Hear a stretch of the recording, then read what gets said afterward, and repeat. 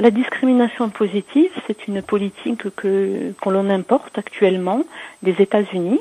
Je souhaite dire aux Français qu'elle a échoué aux États-Unis. Depuis les années 80, les États américains essaient d'abandonner cette politique car elle a montré non seulement qu'elle n'était pas efficace, mais qu'elle engendrait de nouveaux problèmes assez redoutables et qui peuvent être redoutables pour la cohésion nationale française.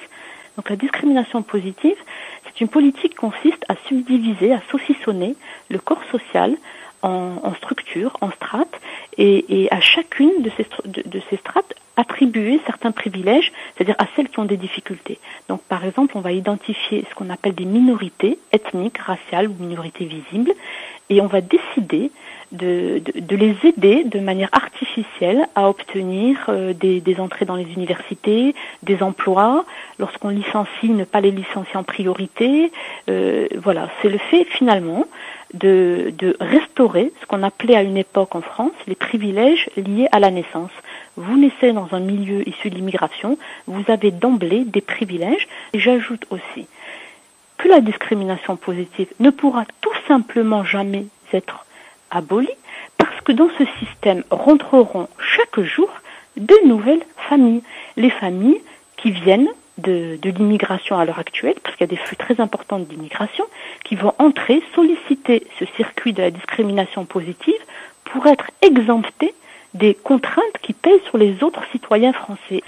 Ça crée une tension avec les Français de souche. N'oublions pas que dans les Français de souche, les élites, c'est une minorité, ceux qui détiennent toutes les cartes pour faire réussir leurs enfants.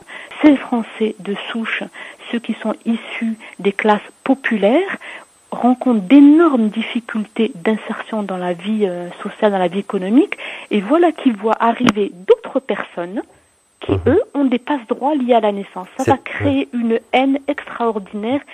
Et donc, j'ai très peur des tensions que l'on va fabriquer entre la communauté française de souche qui se verra non recrutée, licenciée en premier, parce que c'est ce qui se passe aux États-Unis. Aux États-Unis, les Blancs en arrivent à faire des tests ADN pour essayer de voir s'ils n'ont pas une goutte de sang noir, une trace de sang noir, pour être exemptés des contraintes qui pèsent sur les autres Américains. Donc, je trouve ça assez effroyable.